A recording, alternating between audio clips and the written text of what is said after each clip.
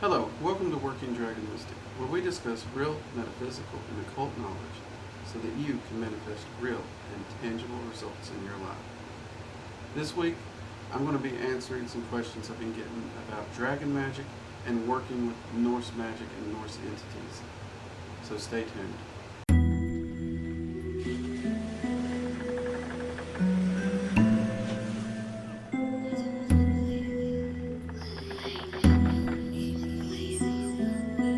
Okay, so I get a lot of questions about the fact that my primary form of magic is dragon magic. And the other form of magic that I utilize most and enjoy working with most is Norse magic. And I get a lot of questions about the fact that when people read the Norse myths, they never see dragons in any light that resembles anything positive, and the Norse seem to have a major beef against them. So they wonder how I reconcile this in my practice and how I make it function. And honestly, that is a really good question, and I understand it. In fact, it was a worry I had in my practice originally, because when I set out to learn more about the Norse magic, at that particular time I'd only heard of one dragon specifically, possibly two. And both of them pretty much had bad reputations, and one was killed, flat out just killed. So I wasn't really sure how the dragons would take this. But I did know that the dragons got along pretty well with every entity I've encountered and every energy type. And I had worked with Odin a little bit as well as Freya at the time, and the dragons and them got along well. So I sat down and asked Odin if that would be a problem. He said not at all. In fact, he told me I had a lot to learn and it would do me well. And he was not wrong, because what I found out first off is the main dragon I knew about was Fafnir. Most people know about this dragon. He had a treasure hoard. He was slain by the hero. But what a lot of people forget about that myth is that dragon wasn't a dragon. It was a dwarf, polymorphed or shapeshifted, who had turned himself into a dragon. So first off, Fafnir himself was not an actual dragon. And this also throws some confusion into dragon magic practitioners, because DJ Conway gave the name Fafnir to the ruler of the fire dragons, which as I've covered, I think, in a video or at least a live stream before, the ruler of the fire dragons wasn't too fond of that name. And he's the first ruler who's like, no, you're not going to call me that, call me this. And that's when he told me to call him by Hengist Salor, and that is the name that I've used in all my works and published by his request.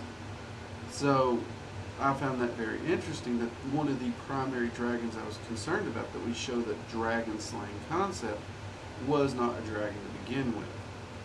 Now, the next one that most people are familiar with, the world serpent, Jormungander, which, if I'm not pronouncing that correct, I apologize.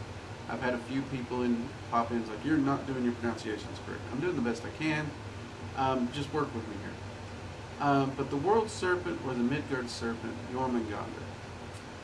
Some people view this as a dragon, some people do not, because it is a large serpent, and in a lot of artwork it appears differently. Sometimes as a dragon-like serpent, sometimes as just a viper, and I've seen it appear in both.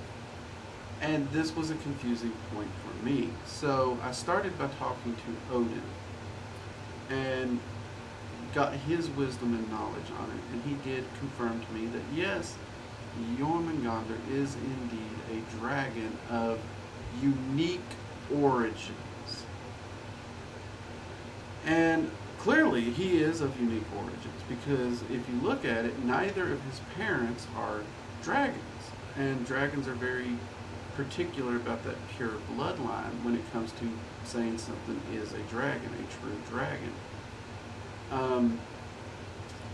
So I went to the dragons next to see if their perspective differed because of that exact thing.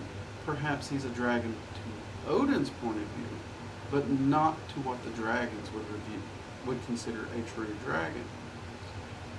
And lo and behold, when speaking with the nine rulers, they all confirmed that indeed Jormungander is a true dragon. And in fact, yes, his origins are different. His origins are odd. But he does meet all the criteria. And they had me to go talk with Loki on this one. And when I was talking with Loki, Loki pointed out something very, very important. He is a shape changer.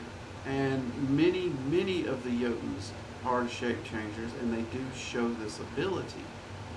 Now, the interesting part about this is they don't just shape change and maintain what they are, they're just disguised as.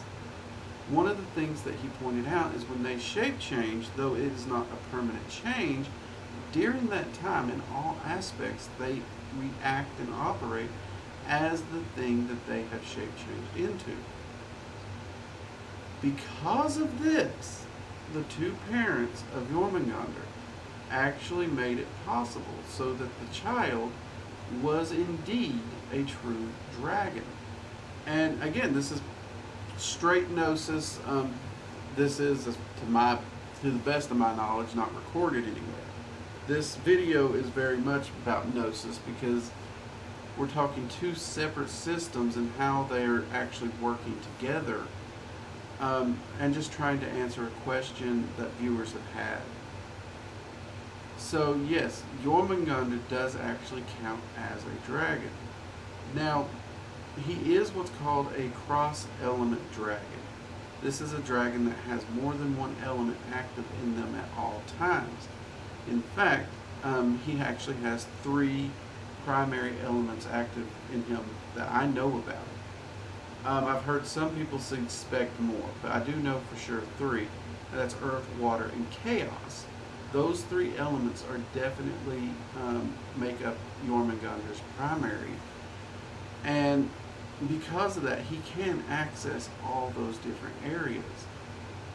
This does make him indeed a very powerful, potent, and primal entity. And when you look at the myths in the Norse, you can see that for sure.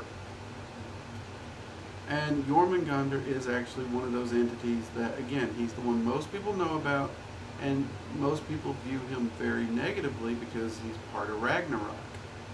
And he does play his part in Ragnarok. I'm not denying that. That does happen. And when you look at what a Chaos Dragon is, they're about that creation and that destruction. And the role of Ragnarok is the end of the old and the start of a new world. So yes, Jormungander does play out his role as that world serpent in that act. One thing I never did find is I never found Thor and Jormungander to actually have any rivalry against them that we see in many of the myths. And then another YouTuber, I always mess up his name, it's like Atari Hother. I'll make sure the video is linked below. But he actually talks about how Jormungander and Nidhogg were actually, before the Eddas was published, before Christian influence, they would have been some of the more highly worshipped entities, and that Thor would not have actually been fighting them, which I found fascinating because that's gnosis I myself have received prior to seeing his research. So I will make sure that that video is linked here and in the description box below. I do highly recommend you check it out. His research is far better in the matter than what I can do, and I do recommend you checking that out. Now, of course, that brings up the other dragon most people know about, which is Nidhogg, which is a dragon that resides in the underworld and is also known as the corpse biter and is on the corpse's shores. This is a dragon I've worked with a few times, and I've enjoyed working with him. He does definitely work in the realms of the dead, but I find that he's very helpful in shadow work, actually, and work that deals with rebirth, reforming oneself. And yeah, definitely that destruction energy of destroying the old. He's a part of that too, not just ushering in the new. Though when you look at it, that is one of the things some people suspect is what's symbolized with him in Ragnarok. Because toward the end he comes flying over with the dead on his wings. And by that time, in most of the recordings in the Eddas, the battle should be over, so they think he's ushering in, bringing the dead back to the world to start that cycle anew. Some people think he's bringing them in to join the battle. Clearly, there's a lot open for interpretation there, and I would encourage you to do your research and actually seek personal gnosis on it for yourself. Now, those are your major draconic players that people know in Norse mythology. You will also find dragons in all of the 9 realms, just normal dragons that, to the best of my knowledge, aren't mentioned in the Eddas anywhere. Because dragons do work with all these different energy currents, and you can find them if you go to those 9 realms looking for them. So you will find a few dragons of light within Alfheim, as well as fey dragons you will find also there. You will find dragons of darkness in Svartalfheim. You will even find earth dragons there. You will find water dragons definitely over in Niflheim. And you will find fire dragons over in Muspelheim. Those are pretty self-explanatory. But you will find a mix and match of many different types of dragons in all the 9 realms. And it's been fascinating for me to actually spend a little time working with these different dragons and getting to know them.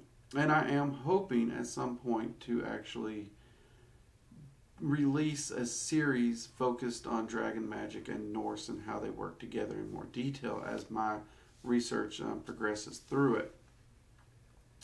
One thing I'm hoping to do is actually, you all know I spent a year pathworking the 9 realms and working in Norse magic.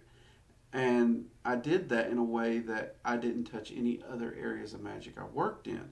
So dragon magic was never a part of it when I was doing that.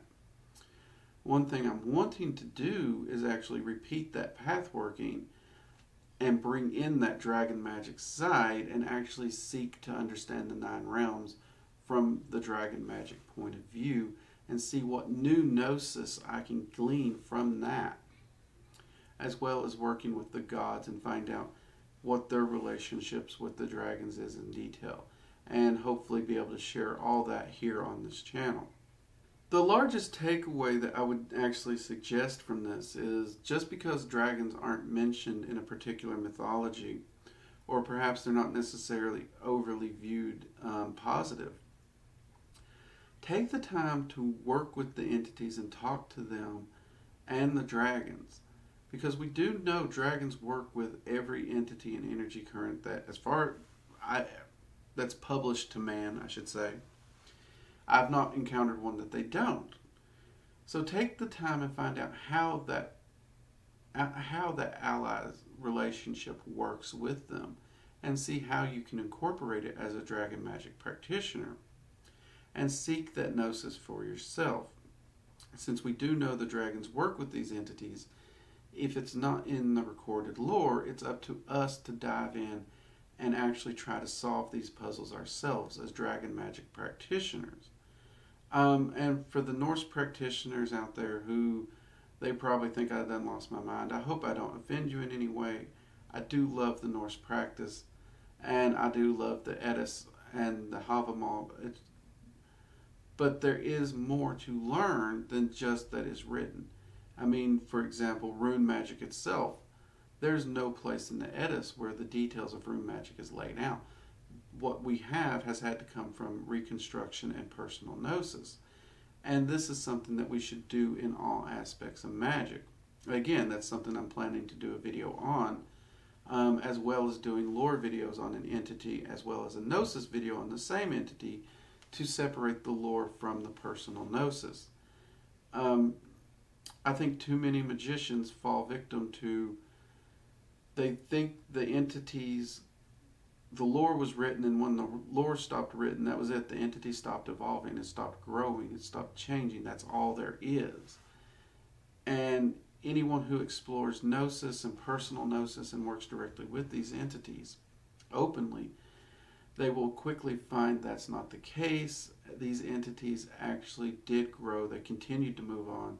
And one perfect example is Odin. Many times when I work with Odin, he shows up in a business suit.